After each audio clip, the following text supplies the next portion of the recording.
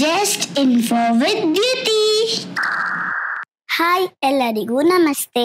Last ವಿಡಿಯೋದಲ್ಲಿ education system ಬಗ್ಗೆ ಮಾತಾಡಿದ್ವಲ್ಲ, ಇದು ಅದರ ಕಂಟಿನ್ಯೂಷನ್.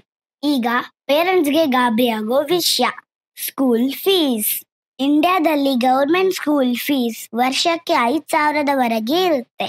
ಗೌರ್ಮೆಂಟ್ ಸ್ಕೂಲ್ ಫ್ರೀ ಅಂತಿರಲ್ವಾ, ಕೆಲವು ಬೇಸಿಕ್ ಅಥವಾ ಅಡ್ಮಿಷನ್ ಫೀಸ್ ಕಟ್ಬೇಕಲ್ವಾ. ಪ್ರೈವೇಟ್ ಸ್ಕೂಲ್ಸ್ ಅಲ್ಲಿ 30,000 ಇಂದ 1,50,000 ಪರ್ ಇಯರ್ ಫೀಸ್ ಇರುತ್ತೆ. ಇನ್ನ ಸಿಂಗಾಪುರ್, ಅದಕ್ ಮುಂಚೆ ಇಲ್ಲಿ ಬೇರೆ ಕಂಟ್ರಿದು ಫೀಸ್ ಸ್ಟ್ರಕ್ಚರ್ನ ಇಂಡಿಯನ್ ರುಪೀಸ್ಗೆ ಕನ್ವರ್ಟ್ ಮಾಡಿ ಹೇಳ್ತಿದ್ದೀನಿ. ಯಾಕಂದ್ರೆ ಈ 6 ಕಂಟ್ರಿದು ಕರೆನ್ಸಿ ಹೆಸರು ಮತ್ತೆ ವ್ಯಾಲ್ಯೂಸ್ ಬೇರೆ ಬೇರೆ ಇದೆ. Indian currency name Indian rupee, Singapore ಬಂದು ಸಿಂಗಾಪುರ್ ಡಾಲರ್, ದುಬೈ ಕರೆನ್ಸಿ ಹೆಸರು ದಿರಾಮ್, ಇನ್ನ ರಷ್ಯನ್ ಕರೆನ್ಸಿ ಬಂದು ರಷ್ಯನ್ ರೂಬಲ್, ಇನ್ನ ಜಪಾನ್ದು ಕೆಲವೊಬ್ಬರಿಗೆ ಗೊತ್ತಿರುತ್ತೆ ಯನ್, ಇನ್ನ USA ಬಂದು 99% ಜನಕ್ಕೆ ಗೊತ್ತಿರುತ್ತೆ, ಎಲ್ಲರನ್ನೂ ಆಟಾಡ್ಸಿರೋ ಡಾಲರ್. ಸಿಂಗಾಪುರಲ್ಲಿ ಗೌರ್ಮೆಂಟ್ ಸ್ಕೂಲ್ಸ್ ಲೋಕಲ್ ಸಿಟಿಸನ್ಸ್ಗೆ 10,000 ರಿಂದ 15,000 ತಿಂಗಳಿಗೆ, ಮತ್ತೆ ಫಾರಿನ್ ಸ್ಟೂಡೆಂಟ್ಸ್ ಅಂದ್ರೆ ಬೇರೆ ದೇಶದ ಮಕ್ಕಳಿಗೆ 25,000ದಿಂದ 40,000 ತಿಂಗಳಿಗೆ. ಇನ್ನ ಇಂಟರ್ನ್ಯಾಷನಲ್ ಸ್ಕೂಲಲ್ಲಿ ಎಲ್ಲರಿಗೂ ಒಂದೇ ಫೀಸ್, ಅಂದ್ರೆ ಲೋಕಲ್ ಸ್ಟೂಡೆಂಟ್ಸ್ಗೂ ಫಾರಿನ್ ಸ್ಟೂಡೆಂಟ್ಸ್ಗೂ 10 to 20 lakhs per year. Next Dubai, ಇಲ್ಲಿ Indian curriculum schools 60,000 to 3 lakh per year. ಇನ್ನ British and American and IB schools 3 to 15 lakhs per year. ಇನ್ನ ರಷ್ಯಾ, ಇಲ್ಲಿ ಪಬ್ಲಿಕ್ ಸ್ಕೂಲ್ಸ್ ಫುಲ್ ಫ್ರೀ. ಇನ್ನ private and international ಸ್ಕೂಲಲ್ಲಿ 3 to 8 lakhs per year. ಇನ್ನ Japan, ಇಲ್ಲೂ public schools free. ಇನ್ನ private schools 4 to 10 lakhs per year. ಇನ್ನ USA, ಇಲ್ಲೂ public schools free. ಇನ್ನ ಪ್ರೈವೇಟ್ ಸ್ಕೂಲ್ಸ್ ಅಲ್ಲಿ 5 to 20 lakhs per year. Next sports and activities. ಇಂಡಿಯಾದಲ್ಲಿ popular sports cricket, football, athletics and kabaddi. ಇನ್ನ activities ಅಲ್ಲಿ drawing, debate, classical dance, yoga and scouts. ಇನ್ನ special days, annual day, house competition and cultural weeks. ಬೇರೆ ಎಲ್ಲಾ ಕಂಟ್ರಿಯಲ್ಲೂ ನಮ್ಮ ತರಾನೇ popular sports ಇರುತ್ತೆ. ಅದರ ಜೊತೆಗೆ ಆಯಾ ಕಂಟ್ರಿದು ಸ್ಪೆಷಲ್ ಯಾವುದು ಅಂತ ಹೇಳ್ಕೊಂಡು ಹೋಗೋಣ. ಸಿಂಗಾಪುರಲ್ಲಿ ಕೋ ಕರಿಕ್ಯುಲರ್ ಆಕ್ಟಿವಿಟೀಸ್ ಕಂಪಲ್ಸರಿ. ಇಲ್ಲಿ ಆಕ್ಟಿವಿಟೀಸ್ ಅಲ್ಲಿ coding, robotics and Chinese calligraphy ಇರುತ್ತೆ. ಇನ್ನ ದುಬೈಯಲ್ಲಿ ಆಕ್ಟಿವಿಟೀಸ್ ಅಂದ್ರೆ ಅರಬಿಕ್ ಕ್ಯಾಲಿಗ್ರಫಿ. ಇನ್ನ ಇಲ್ಲಿರೋ ಬೇರೆ ಕಂಟ್ರಿ ಸ್ಟೂಡೆಂಟ್ಸ್ ಎಲ್ಲ ರಿಯಲ್ ಇಶ್ಯೂಸ್ ಬಗ್ಗೆ ಡಿಬೇಟ್ ಮಾಡ್ತಾರೆ. ಇಲ್ಲಿ ಸ್ಪೆಷಲ್ ಏನಂದ್ರೆ ಮಲ್ಟಿ ನೇಷನ್ ಸ್ಪೋರ್ಟ್ ಲೀಗ್ಸ್ ನಡೆಸ್ತಾರೆ. ನೆಕ್ಸ್ಟ್ ರಷ್ಯಾ, ಇಲ್ಲಿ ಪಾಪ್ಯುಲರ್ ಸ್ಪೋರ್ಟ್ಸ್ ಜೊತೆಗೆ ಐಸ್ ಸ್ಕೇಟಿಂಗ್ ಇರುತ್ತೆ. ಇನ್ನ ಆಕ್ಟಿವಿಟೀಸ್ ಅಲ್ಲಿ ಥಿಯೇಟರ್, ಡ್ರಾಮಾಸ್ ಹೇಳ್ಕೊಡ್ತಾರೆ. ಇನ್ನ ಸ್ಪೆಷಲ್ ಏನಂದ್ರೆ ಸ್ಟೂಡೆಂಟ್ಸ್ಗೆ ಎಜುಕೇಶನ್ ಬೇಸ್ಡ್ ಕ್ಲಬ್ಸ್ ಇರುತ್ತೆ. ನೆಕ್ಸ್ಟ್ ಜಪಾನ್, ಇಲ್ಲಿ ಪಾಪ್ಯುಲರ್ ಸ್ಪೋರ್ಟ್ಸ್ ಜೂಡೋ ಅಂಡ್ ಕೆಂಡೋನು ಇರುತ್ತೆ. ಕೆಂಡೋ ಅಂದ್ರೆ ನಮ್ ಕತ್ತಿ ವರ್ಷ ತರ. ಇನ್ನ ಆಕ್ಟಿವಿಟೀಸ್ ಅಲ್ಲಿ ಜಾಪನೀಸ್ ಸ್ಪೆಷಲ್ ಮಂಗಾ ಡ್ರಾಯಿಂಗ್ ಇರುತ್ತೆ. ಮಂಗಾ ಅಂದ್ರೆ ಮಂಕಿ ಅನ್ಕೋಬೇಡಿ, ಜಾಪನೀಸ್ ಕಾಮಿಕ್ ಸ್ಟೈಲ್. ಇನ್ನ ಸ್ಪೆಷಲ್ ಬುಕಾಚು ಅಂತ ಸ್ಪೋರ್ಟ್ಸ್ ಕ್ಲಬ್ ಇರುತ್ತೆ. ಸ್ಟೂಡೆಂಟ್ಸ್ ಕಂಪಲ್ಸರಿ ಆಗಿ ಇಲ್ಲಿ ಪಾರ್ಟಿಸಿಪೇಟ್ ಮಾಡಲೇಬೇಕು. ನೆಕ್ಸ್ಟ್ USA, ಇಲ್ಲಿ ಜನರಲ್ ಸ್ಪೋರ್ಟ್ಸ್ ಇರುತ್ತೆ. ಆಕ್ಟಿವಿಟೀಸ್ ಅಂದ್ರೆ marching band, media club. Media club ಅಂದ್ರೆ ನ್ಯೂಸ್ ಚಾನೆಲ್ ತರನೇ ಆಯಾ ಸ್ಕೂಲು ಕಾಲೇಜ್ ಬೇಸ್ಡ್ ಮೇಲೆ ನ್ಯೂಸ್ ರಿಪೋರ್ಟ್ ಮಾಡ್ತಾರೆ. ಇನ್ನ ಇದರಲ್ಲಿ ಸ್ಪೆಷಲ್ ಅಂದ್ರೆ homecoming and prom. Homecoming ಅಂದ್ರೆ ನಮ್ಮ ಫ್ರೆಶರ್ಸ್ ಡೇ ತರ, ಪ್ರಾಮ್ ಅಂದ್ರೆ ನಮ್ಮ ಫೇರ್ವೆಲ್ ತರ. ನೆಕ್ಸ್ಟ್ ಸ್ಕಾಲರ್ಶಿಪ್, ಇಲ್ಲಿ ನಾವು ಮಾತಾಡೋ 6 ಕಂಟ್ರೀಸ್ ಅಲ್ಲೂ ಸ್ಕಾಲರ್ಶಿಪ್ಸ್ ಇದೆ. ಆದ್ರೆ ಅವರದೇ ಆದ ರೀತಿಯಲ್ಲಿ, ಅವರದೇ ಆದ ವ್ಯವಸ್ಥೆಯಲ್ಲಿ. ಒಂದೊಂದು ಸ್ಕಾಲರ್ಶಿಪ್ಗೆ ಒಂದೊಂದು ಹೆಸರಿರುತ್ತೆ. ಬಟ್ ಎಲ್ಲದರಲ್ಲೂ ಕಾಮನ್ ಏನಂದ್ರೆ ಗೌರ್ಮೆಂಟ್ ಮತ್ತೆ ಪ್ರೈವೇಟ್ ಟ್ರಸ್ಟ್ಗಳು ಅವಶ್ಯಕತೆ ಇರೋ ಎಲ್ಲಾ ಮಕ್ಕಳಿಗೂ ಸ್ಕಾಲರ್ಶಿಪ್ ಕೊಡುತ್ತೆ. ಇನ್ನ ಇಲ್ಲಿ ಇಷ್ಟೆಲ್ಲಾ ಪಾಯಿಂಟ್ ಬರೀ ಇಷ್ಟೇ ಹೇಳುದ್ನಲ್ಲ ಅನ್ಕೋಬೇಡಿ. ಈ ಸ್ಕಾಲರ್ಶಿಪ್ ಕೊಡಕ್ಕೆ ಒಂದೊಂದು ಕಂಟ್ರಿಯಲ್ಲಿ ಬೇರೆ ಬೇರೆ ಹೆಸರಿದೆ. ಇಲ್ಲಿ ಎಲ್ಲರೂ ಕಾಮನ್ ಆಗಿ ಚೆನ್ನಾಗಿ ಓದೋ ಮಕ್ಕಳಿಗೆ, ಮತ್ತೆ ಅವಶ್ಯಕತೆ ಇರೋ ಮಕ್ಕಳಿಗೆ, ಮತ್ತೆ ಕೆಲವು ಹಿಂದುಳಿದ ವರ್ಗದವರಿಗೆ, ಮತ್ತೆ ಸ್ಪೋರ್ಟ್ಸ್ ಕ್ಯಾಟಗರಿಯಲ್ಲಿ ಇರೋರ್ಗೆ. ಇದೇ ರೀಸನ್ಗೆ ನಾನು ಮೇನ್ ಪಾಯಿಂಟ್ಸ್ ನ ಮಾತ್ರ ಹೇಳಿದ್ದು. ನೀವೇ ನೋಡಿ, ನಮ್ಮಲ್ಲಿ ಪುವರ್ ಫ್ಯಾಮಿಲಿ ಮತ್ತೆ ಈ ಕ್ಯಾಟಗರಿ ಎಲ್ಲ ಇದೆ. ಮತ್ತೆ ಇಲ್ಲಿ ಪುವರ್ ಫ್ಯಾಮಿಲಿ ಅಂತೆ. ನಾನು ಜಪಾನ್ ಯಾಕೆ ಸ್ಪೆಷಲ್ ಅಂತ ಹೇಳ್ತೀನಿ ನೋಡಿ.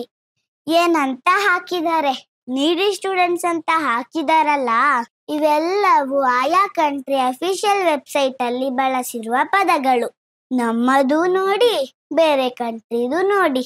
ಇದಕ್ಕೆ ಹೇಳೋದು ಎಜುಕೇಶನ್ ಸಿಸ್ಟಮ್ ಎಷ್ಟು ಇಂಪಾರ್ಟೆಂಟ್ ಅಂತ. Next, school exams. ಇಂಡಿಯಾದಲ್ಲಿ ಮೇಜರ್ ಎಕ್ಸಾಮ್ಸ್ ಅಂದ್ರೆ 10th ಮತ್ತೆ 12th ಅಂದ್ರೆ board exams. Usually March April ಅಲ್ಲಿ ಕಂಡಕ್ಟ್ ಮಾಡ್ತಾರೆ. ಇನ್ನ ಬೇರೆ ಕಂಟ್ರೀಸ್ದು ಜನರಲ್ ಆಗಿ ನೋಡೋಣ. ಇದೇ ತರ ಬೇರೆ ಕಂಟ್ರಿಯಲ್ಲೂ ಬೋರ್ಡ್ ಎಕ್ಸಾಮ್ಸ್ ಇರುತ್ತೆ. ಇನ್ನ ಕೆಲವು ಕಂಟ್ರಿಯಲ್ಲಿ ಮಿಡ್ ಟರ್ಮ್, ಆನ್ಯುವಲ್ ಮತ್ತೆ ಕ್ವಾರ್ಟರ್ಲಿ. ಇನ್ ಕೆಲವು ಕಂಟ್ರಿಯಲ್ಲಿ ಫೈನಲ್ ಇಯರ್ ಅಲ್ಲಿ ಎಕ್ಸಾಮ್ ಕಂಡಕ್ಟ್ ಮಾಡ್ತಾರೆ. Next, marks and results. ಇಂಡಿಯಾದಲ್ಲಿ ಗ್ರೇಡಿಂಗ್ ಸಿಸ್ಟಮ್ ಬಂದು ಪರ್ಸೆಂಟೇಜ್ ಅಲ್ಲಿ CGPA ಅಥವಾ ಗ್ರೇಡ್ಸ್ ಅಲ್ಲಿ ಕೊಡ್ತಾರೆ. ಮಾರ್ಕ್ಸ್ ಅಂತ ಬಂದ್ರೆ ಔಟ್ ಆಫ್ 100. ಇನ್ನ ಪಾಸಿಂಗ್ ಕ್ರೈಟೇರಿಯಾ 33% ತೆಗಿಲೇಬೇಕು ಮಿನಿಮಮ್. ಮತ್ತೆ ಬೇರೆ ಕಂಟ್ರಿಯಲ್ಲಿ ಇದೇ ತರ ಗ್ರೇಡಿಂಗ್ ಮತ್ತೆ ಪಾಯಿಂಟ್ಸ್ ಅಲ್ಲಿ ಇರುತ್ತೆ. ಮಾರ್ಕ್ಸ್ ಮೇಜರ್ ಆಗಿ ಔಟ್ ಆಫ್ 100 ಇರುತ್ತೆ. ಇನ್ನ ಪಾಸಿಂಗ್ ಕ್ರೈಟೇರಿಯಾ ಬಂದು ಆಯಾ ಎಜುಕೇಶನ್ ಸಿಸ್ಟಮ್ ಬೇಸ್ಡ್ ಅಲ್ಲಿ ಸೇಮ್ ನಮ್ ತರನೇ 33% ಇರಬೇಕು. Next, class rooms. ಇನ್ನ ಬೋರ್ಡ್ ಅಲ್ಲಿ ಕಂಟ್ರಿ ಹೆಸರು ಇರ್ಲಿಲ್ಲ ಅಂದ್ರೆ ಯಾವ ಕಂಟ್ರಿ ಕ್ಲಾಸ್ ರೂಮ್ಸ್ ಅಂತ ನಿಮ್ಗೆ ಗೊತ್ತಾಗ್ತಿತ್ತಾ? ಇನ್ನ ಇಲ್ಲಿರುವ ಎಲ್ಲಾ ಕಂಟ್ರಿ ಸ್ಕೂಲ್ಸ್ ಅಲ್ಲೂ ಸ್ಮಾರ್ಟ್ ಬೋರ್ಡ್ಸ್ ಇದೆ. White board, black board or green boards ಇದೆ. ಇಲ್ಲಿ ಇಂಡಿಯಾನೋ ಸಿಂಗಾಪುರೋ USA ಏನು ಡಿಫ್ರೆನ್ಸ್ ಇಲ್ಲ, ಎಲ್ಲಾನು ಸ್ಮಾರ್ಟ್ ಕ್ಲಾಸ್ ರೂಮ್ಸ್ ಏನೆ. ಮತ್ತೆ ಇನ್ನ ಜನರಲ್ ಆಗಿರೋ ಒಂದು ಡೌಟ್, ಇಂಡಿಯನ್ ಕ್ಲಾಸ್ ರೂಮ್ ಅಂದ ತಕ್ಷಣ ಯಾವುದೋ ಇಮೇಜ್ ಚಿಕ್ಕದಾಗಿ ತೋರಿಸ್ತಾ ಇದ್ದೀನಿ ಅಂತ ಅಲ್ವಾ? ಈಗ ನೋಡಿ, ಇದೆರಡು ಇಂಡಿಯನ್ ಕ್ಲಾಸ್ ರೂಮ್ಸೆ. ಒಂದು ಗೌರ್ಮೆಂಟ್ ಸ್ಕೂಲ್, ಇನ್ನೊಂದು ಪ್ರೈವೇಟ್ ಸ್ಕೂಲ್. ನಿಮಗೆ ಗೊತ್ತಾಗ್ತಿದೆನಾ ಯಾವುದು ಗೌರ್ಮೆಂಟ್ ಸ್ಕೂಲ್ ಯಾವುದು ಪ್ರೈವೇಟ್ ಸ್ಕೂಲ್ ಅಂತ? ಕಮೆಂಟ್ ಮಾಡಿ, ಎಷ್ಟು ಜನ ಕರೆಕ್ಟ್ ಹೇಳ್ತೀರಾ ನೋಡೋಣ. Next, school uniforms. ಇನ್ನ ಈ 6 ಕಂಟ್ರಿಯಲ್ಲಿ ಯೂನಿಫಾರ್ಮ್ಸ್ ಕಾಮನ್, ಇನ್ನ ಸ್ಟೈಲ್ ಮಾತ್ರ ಬೇರೆ ಬೇರೆ. ಇನ್ನ ಇಲ್ಲಿ ಕೆಲವು ಕಂಟ್ರೀಸ್ ಅಲ್ಲಿ ಕಲ್ಚರ್ ಸಿಗ್ನಿಫಿಕೆಂಟ್ ಆಗಿ ಮತ್ತೆ ನ್ಯಾಷನಲ್ ಐಡೆಂಟಿಟಿ ಅಲ್ಲಿ ಟ್ರೆಡಿಷನಲ್ ಆಗಿ ಮತ್ತೆ ಮಾಡರ್ನ್ ಆಗಿ ಡಿಸೈನ್ ಮಾಡಲಾಗಿದೆ. ರಷ್ಯಾ ಮತ್ತೆ USA ಇಲ್ಲಿ ಮೋಸ್ಟ್ಲಿ ಯೂನಿಫಾರ್ಮ್ಸ್ ಕಂಪಲ್ಸರಿ ಇಲ್ಲ. Next, washrooms. ಎಲ್ಲಾ ಕಂಟ್ರಿಯಲ್ಲೂ ವಾಶ್ರೂಮ್ಸ್ ಕ್ಲೀನ್ ಆಗಿ ಮೇಂಟೈನ್ ಮಾಡಿರ್ತಾರೆ. ನಮ್ಮಲ್ಲೂ ಈಗ ಹೈಜೀನ್ ಮೇಂಟೈನ್ ಮಾಡ್ತಿದ್ದಾರೆ. ಮತ್ತೆ ಈ ವಾಶ್ರೂಮ್ಸ್ ಎಲ್ಲ ಫುಲ್ ರಿಸ್ಟ್ರಿಕ್ಷನ್ಸ್ ಇದೆ. ಸೊ ಫೋಟೋಸ್ ಎಲ್ಲ ತೋರ್ಸಕ್ಕಾಗಲ್ಲ. ಆನ್ ರಿಕ್ವೆಸ್ಟ್ ಪೇರೆಂಟ್ಸ್ಗೆ ಮಾತ್ರ ಒಮ್ಮೊಮ್ಮೆ ವಾಶ್ರೂಮ್ ಹೇಗಿದೆ ಅಂತ ನೋಡಕ್ಕೆ ಅವಕಾಶ ಇದೆ. ಇನ್ನ ಅಡ್ಮಿನಿಸ್ಟ್ರೇಷನ್ ಅವರು ಸ್ಟ್ರಿಕ್ಟ್ ಆಗಿ ಹೈಜೀನ್ ಬಗ್ಗೆ ಕಾಳಜಿ ವಹಿಸ್ತಾರೆ. ಸ್ಯಾಂಪಲ್ ಡೇಟಾನ ಪ್ರೆಸೆಂಟ್ ಮಾಡ್ತಾ ಇದ್ದೀನಿ. ಸ್ಯಾಂಪಲ್ ಅಂದ್ರೆ ತುಂಬಾ ಸಿಂಪಲ್ ಆಗಿ ಏನೂ ಮಾಡಿಲ್ಲ, ಅದಕ್ಕೆ ತುಂಬಾ ಪೇಪರ್ ವರ್ಕ್ಸ್ಗಳು ಮಾಡಿದ್ದೀನಿ. ನೋಡಿ, ಇಷ್ಟೆಲ್ಲ ಡೇಟಾಸ್ ಕಲೆಕ್ಟ್ ಮಾಡಿ ರಿಸರ್ಚ್ ಮಾಡಿ ಎಲ್ಲರ ಹತ್ರನೂ ಕೂತು ಎಲ್ಲ ಡೇಟಾನು ಪ್ರೆಸೆಂಟ್ ಮಾಡಿ ಒಂದಕ್ಕೆ 2 ಸಲ ಕ್ರಾಸ್ ಚೆಕ್ ಮಾಡಿ ಪ್ರೆಸೆಂಟ್ ಮಾಡ್ತಿದ್ದೀನಿ ಆಸ್ ಎ ಸ್ಯಾಂಪಲ್ ಡೇಟಾ. ನಾನು ಜಪಾನ್ ಯಾಕೆ ನನಗೆ ಸ್ಪೆಷಲ್ ಅಂತ ಹೇಳಿದೆ ಗೊತ್ತಾ? ಜಪಾನಲ್ಲಿ ಸ್ಕೂಲ್ಸ್ ಅಲ್ಲೇ ಪ್ರಿಪೇರ್ ಮಾಡಿರೋ ಫುಡ್ ನ ಎಲ್ಲರೂ ತಿನ್ಬೇಕು ಕಂಪಲ್ಸರಿ ಆಗಿದೆ. ಸ್ಕೂಲಲ್ಲಿ ಫೇಲ್ ಅನ್ನೋ ಸಬ್ಜೆಕ್ಟೇ ಇಲ್ಲ. ಇದು ಸ್ಕೂಲಲ್ಲಿ ಮಾತ್ರ ಹೈಯರ್ ಎಜುಕೇಶನ್ ಅಲ್ಲಿ ಎಕ್ಸಾಮ್ಸ್ ಇದೆ. ಇನ್ನು ಆಯಾ class rooms Gudsi ವರ್ಸಿ students desk ನ ಮತ್ತೆ ಬುಕ್ಸ್ ನ ಅರೇಂಜ್ ಮಾಡಿ ಇರಬೇಕು ಫಸ್ಟ್ 15 minutes ಅಲ್ಲಿ. ಇನ್ನ ಶೂಸ್ ಅಂತ ಬಂದ್ರೆ ಸ್ಕೂಲಲ್ಲಿ ಹಾಕಕ್ಕೇನೆ ಸಪ್ರೇಟ್ ಶೂಸ್ ಇದೆ. ನಾವು ಆಚೆ ಹಾಕೊಂಡ್ಬಂದಿರೋ ಶೂಸ್ ನ ಲಾಕರ್ ರೂಮ್ ಅಲ್ಲಿ ಬಿಟ್ಟು ಕ್ಲಾಸ್ ರೂಮ್ ಶೂಸ್ ನ ಯೂಸ್ ಮಾಡಬೇಕು. ಮತ್ತೆ ಇಲ್ಲಿ ಎಲ್ಲಾ ಮಕ್ಕಳು ಯಾವುದೇ ಒಂದು ಆಕ್ಟಿವಿಟಿಯಲ್ಲಿ ಇರಲೇಬೇಕು, ಅಂದ್ರೆ ಸ್ಪೋರ್ಟ್ಸ್ ಅಥವಾ ಆಕ್ಟಿವಿಟೀಸ್. ಈ ಎಲ್ಲಾ ರೀಸನ್ಸ್ಗೆ ನಂಗೆ ಜಪಾನ್ ಸ್ವಲ್ಪ ಸ್ಪೆಷಲ್. ಇನ್ನ USA ಅಲ್ಲಿ ಸ್ಕೂಲ್ ಬಸ್ ಮಕ್ಕಳನ್ನ ಪಿಕ್ ಅಥವಾ ಡ್ರಾಪ್ ಮಾಡಕ್ಕೆ ನಿಂತ ತಕ್ಷಣ ಸ್ಟಾಪ್ ಅಂತ ಸ್ಕೂಲ್ ಬಸ್ ಅಲ್ಲಿ ಸಿಗ್ನಲ್ ಬರುತ್ತೆ. ಆಗ ಸುತ್ತಮುತ್ತ ಇರೋ ಎಲ್ಲಾ ವೆಹಿಕಲ್ಗಳು ಸ್ಟಾಪ್ ಮಾಡಲೇಬೇಕು ಅಟ್ ಎನಿ ಕಾಸ್ಟ್. ಆಮೇಲೆ ಸ್ಕೂಲ್ ಬಸ್ ಹೊರಟ ನಂತರ ಬೇರೆ ಗಾಡಿಗಳು ಹೊರಡ್ಬೋದು. ಅದೇ ನಮ್ಮಲ್ಲಾದ್ರೆ ಸ್ಕೂಲ್ ಬಸ್ ನಿಂತ ತಕ್ಷಣ 3 ಬೈಕ್ ಓವರ್ಟೇಕ್ ಮಾಡಿರುತ್ತೆ. ಇನ್ನು 4ನೇ ಗಾಡಿ ಬಂದು ಗಾಡಿ ಸೈಡಲ್ಲಿ ಹಾಕಿ ಅಂತ ಬೈದು ಹೋಗ್ತಾರೆ. ಇನ್ನ ಹಿಂದೆ 4 ಗಾಡಿ ಹಾರ್ನ್ ಹೊಡಿತಿರ್ತಾರೆ. ಇನ್ನ ಈ ಸ್ಕೂಲ್ ಬಸ್ ಡ್ರೈವರ್ಸ್ ನ ಯಾವ ಬೇಸಸ್ ಅಲ್ಲಿ ಅಪಾಯಿಂಟ್ ಮಾಡ್ಕೋತೀರಾ?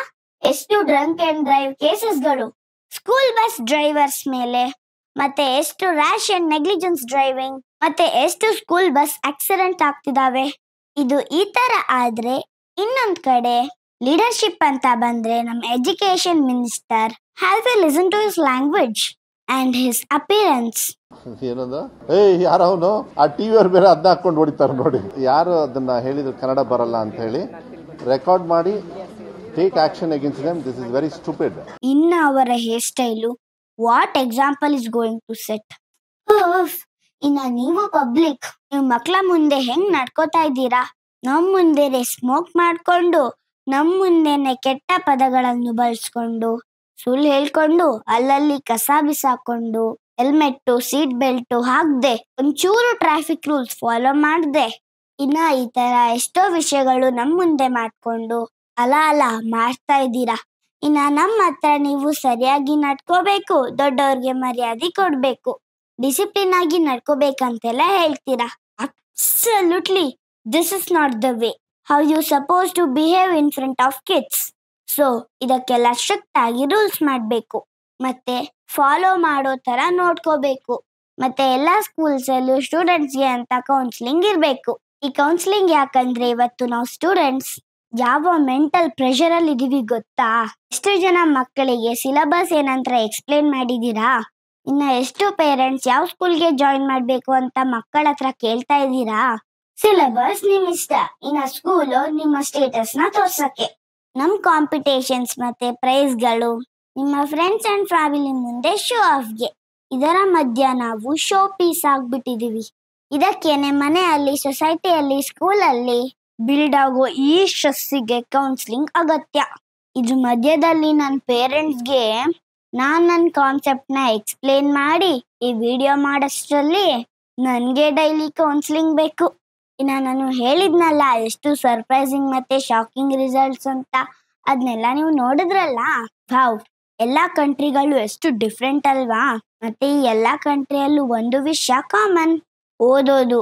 ಅಂದ್ರೆ learning is power. So let study hard and respect teachers.